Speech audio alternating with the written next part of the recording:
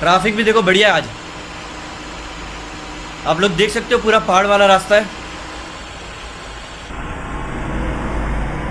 मैंने बिना side light दिए लेन चेंज कर दिया। कोई ना, आप साइड लाइट दे देता है कि भाई इसी तरफ हूँ मैं।